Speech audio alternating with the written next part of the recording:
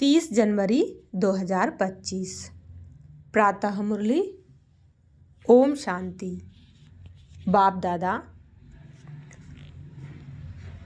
मधुबन। बाबा बोले, मीठे बच्चे, इस पुरानी दुनिया में कोई भी सार नहीं है, इसलिए तुम्हें इससे दिल नहीं लगानी है। बाप की याद टूटी तो सजा खानी पड़ेगी।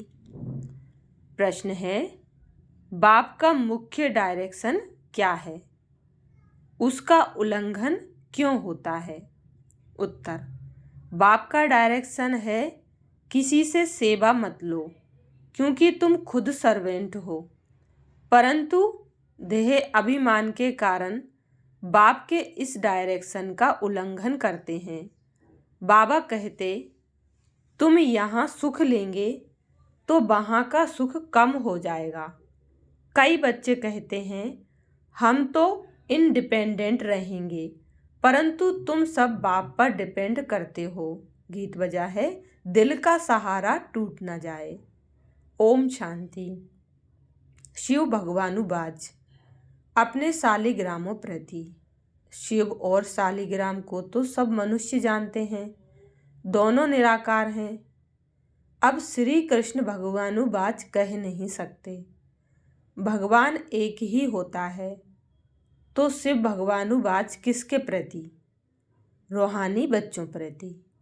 बाबा ने समझाया है, बच्चों का अब कनेक्शन है ही बाप से, क्योंकि पतित पावन ज्ञान का सागर, स्वर्ग का वर्षा देने वाला तो शिव बाबा ही ठहरा। याद भी उनको करना है। ब्रह्मा है उनका भाग्यशाली रथ, रथ द्वारा ही बाप वर्षा देते हैं। ब्रह्मा वर्षा देने वाला नहीं है, वह तो लेने वाला है।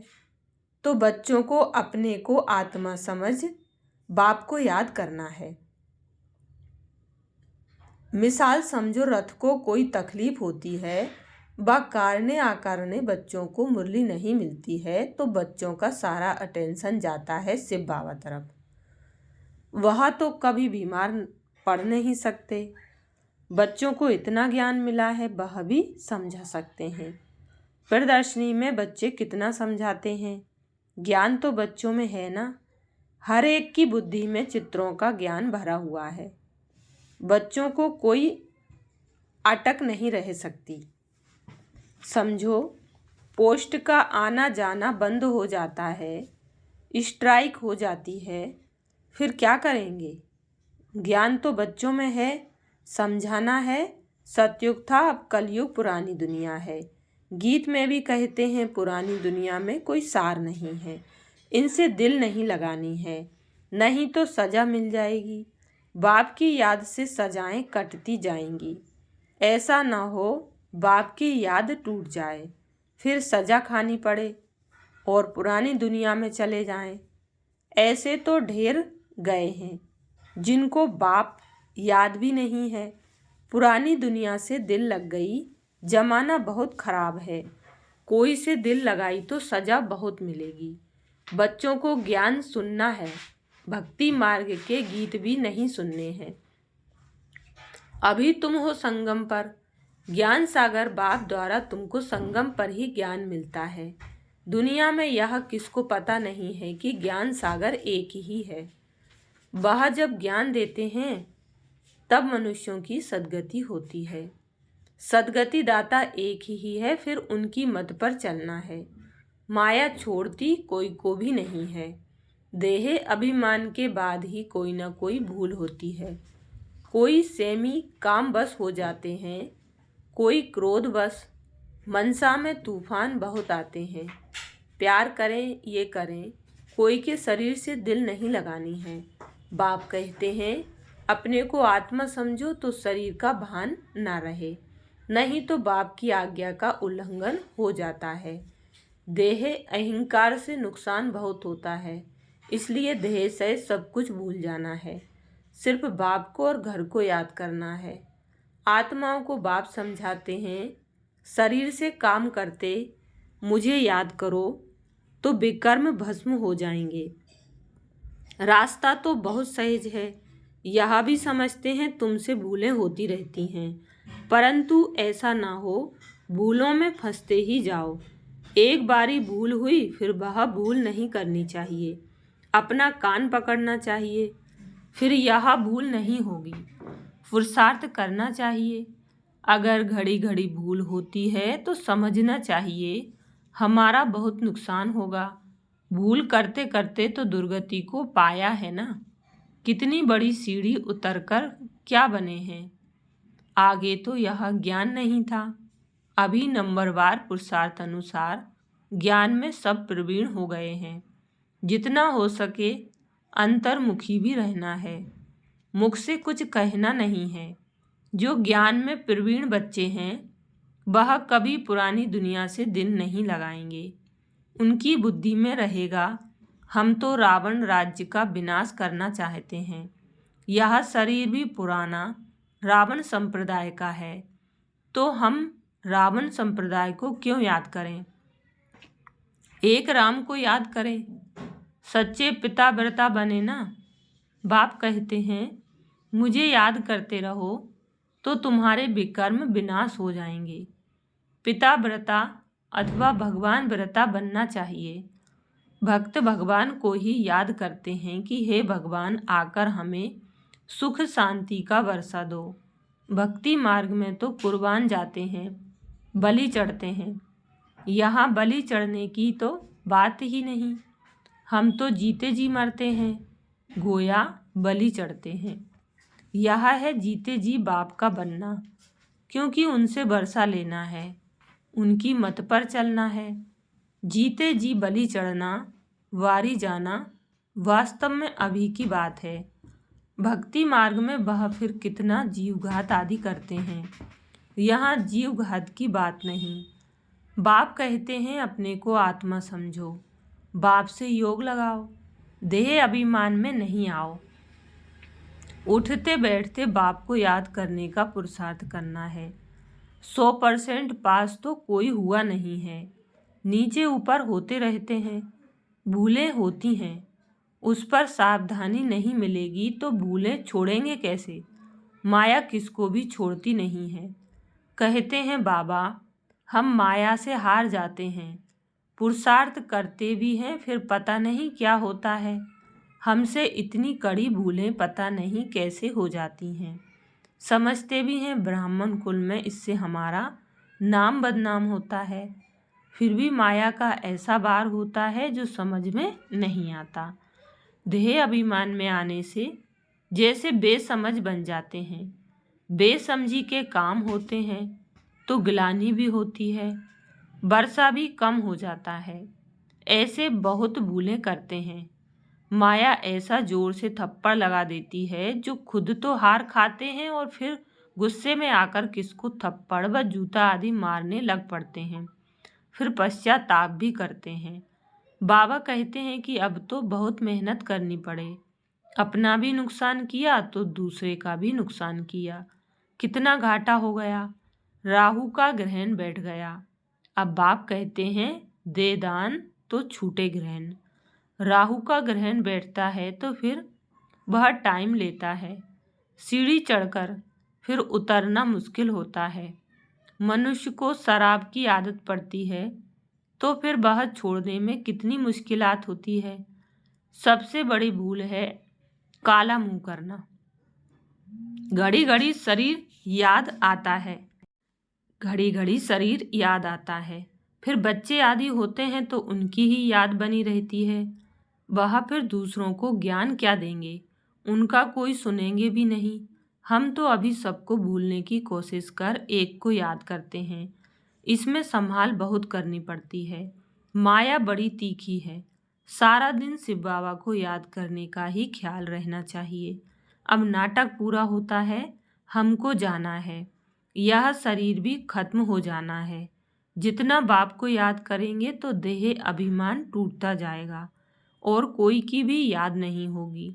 कितनी बड़ी मंजिल है, सिवाय एक बाप के और कोई के साथ दिल नहीं लगानी है, नहीं तो जरूर वह सामने आएंगे, वैर जरूर लेंगे।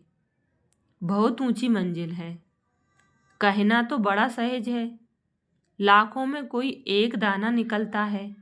कोई स्कॉलरशिप भी लेते हैं ना, जो अच्छी मेहनत करेंगे जरूर स्कॉलरशिप लेंगे। साक्षी हो, देखना है कैसे सर्विस करता हूँ। बहुत बच्चे चाहते हैं जिस्मानी सर्विस छोड़ इसमें लग जावें, परंतु बाबा सरकमस्टांस भी देखते हैं। अकेला है, कोई संबंधी नहीं है तो हर्जा नहीं, फिर भी कहते हैं नौकरी भी करो और यह सेवा भी करो। नौकरी में भी बहुतों के साथ मुलाकात होगी। तुम बच्चों को ज्ञान तो बहुत मिला हुआ है। बच्चों द्वारा भी बाप बहुत सर्विस कराते रहते हैं। कोई में प्रवेश कर सर्विस करते हैं। सर्विस तो करनी ही है, जिनके माथे मामला वो कैसे नींद करें। शिव बाबा तो है ही जागती ज्योत। बाप कहते हैं मैं तो दिन रात सर्विस करता हूँ। थकता शरीर है, फिर आत्मा भी क्या करे, शरीर काम नहीं देता है। बाप तो अथक है ना, वह है जागती ज्योत, सारी दुनिया को जगाते हैं। उनका पार्ट ही वंडरफुल है, जिसको तुम बच्चों में भी थोड़े जानते हैं। कालों का काल है बाप, उनकी आज्ञा नहीं मानेंगे तो धर्मराज से डंडा खाएंगे। बाप का मुख्य डायरेक्शन है किसी से सेवा मत लो, परंतु देह अभिमान में आकर बाप की आज्ञा का उल्लंघन करते हैं। बाबा कहते तुम खुद सर्वेंट हो, यहाँ सुख लेंगे तो वहाँ सुख कम हो जाएगा। आदत पड़ जाती है तो सर्वेंट बिगड़ रह नहीं सकते हैं। कई कहते हैं हम तो इंडिपेंडेंट रहेंगे, परंतु बाप कहते हैं डिपेंड रहना अच्छा है। तुम सब बाप पर डिपेंड करते हो, इंडिपेंडेंट बनने से गिर पड़ते हैं। तुम सब डिपेंड करते हो शिव बाबा पर, सारी दुनिया डिपेंड करती है। तब तो कहते हैं हे पतित पावन आओ, उनसे ही सुख शांति मिलती है, परंतु समझते नहीं हैं। यह भक्ति मार्ग का समय भी पास करना ही है। जब रात पूरी होती है तब बाप आते हैं, 1 सेकंड का भी फर्क नहीं पड़ सकता। बाप कहते हैं मैं इस ड्रामा को जानने वाला हूँ। ड्रामा के आदि मध्य अंत को और कोई भी नहीं जानते। सतयुग से लेकर यह ज्ञान प्राय लोप है। अभी तुम रचयिता और रचना के आदि मध्य अंत को जानते हो, इसको ही ज्ञान कहा जाता है। बाकी सब है भक्ति। बाप को नॉलेजफुल कहते हैं, हमको वह नॉलेज मिल रही है। बच्चों को नशा भी अच्छा होना चाहिए, परंतु यह भी समझते हैं कि राजधानी स्थापन होती है। कोई तो प्रजा में भी साधारण नौकर चाकर बनते हैं। जरा भी ज्ञान समझ में नहीं आता। बंडर है ना, ज्ञान तो बड़ा सहज है। 84 जन्मों का चक्र अब पूरा हुआ है, अब जाना है अपने घर।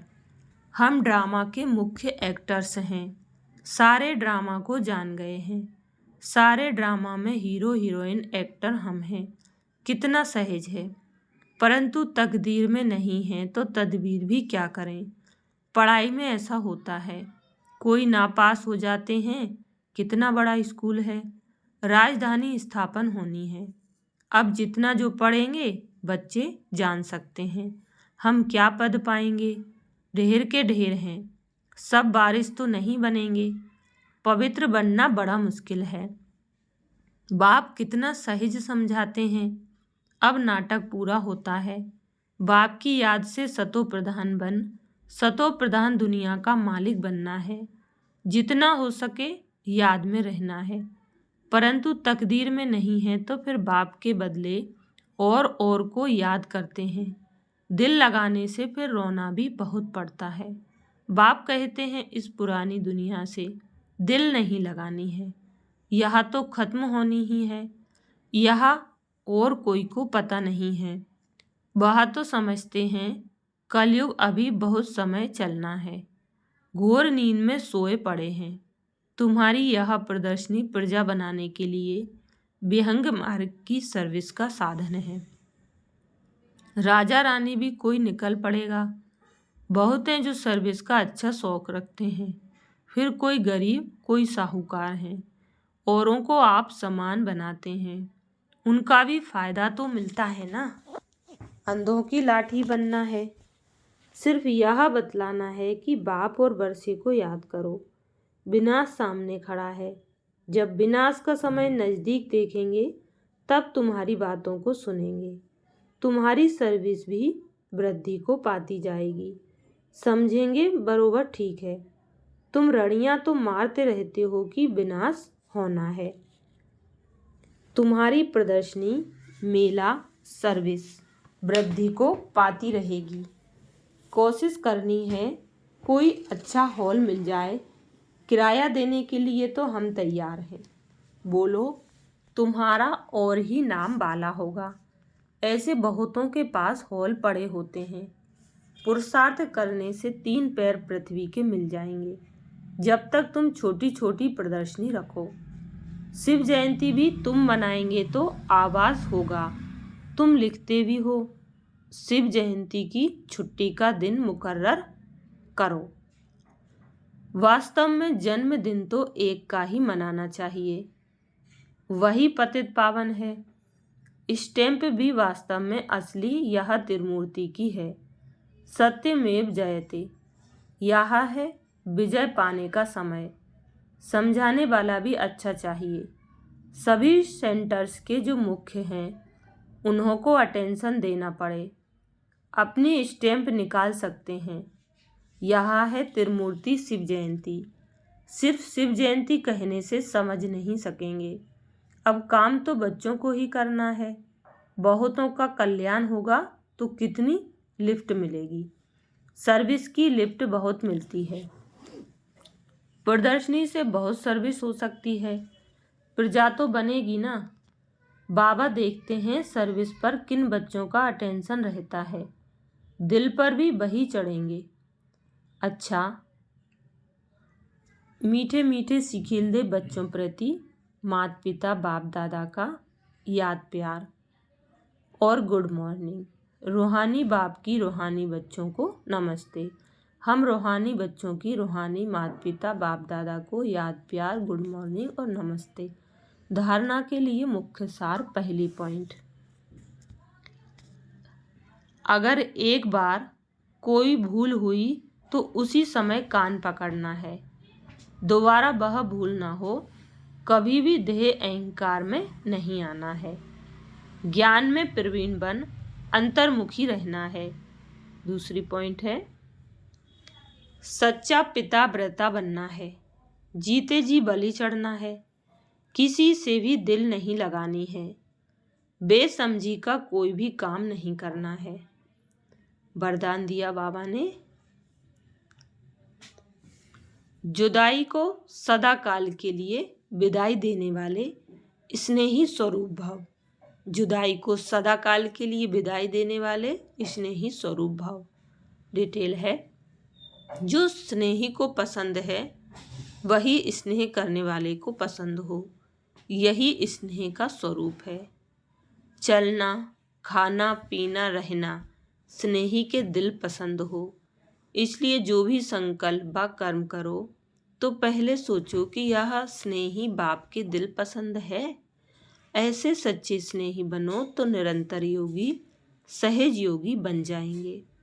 यदि स्नेही स्वरूप को समान स्वरूप में परिवर्तन कर दो तो अमर भव का वरदान मिल जाएगा और जुदाई को सदा काल के लिए विदाई मिल जाएगी। स्लोगन है, स्वभाव इजी और पुरुषार्थ अटेंशन वाला बनाओ। स्वभाव इजी और पुरुषार्थ अटेंशन वाला बनाओ। अपनी शक्तिशाली मनसा द्वारा सकाश देने की सेवा करो। जैसे बीज में सारा वृक्ष समाया रहता है, ऐसे संकल्प रूपी बीज में सारे वृक्ष का विस्तार समा जाए, तब संकल्पों की हलचल समाप्त होगी।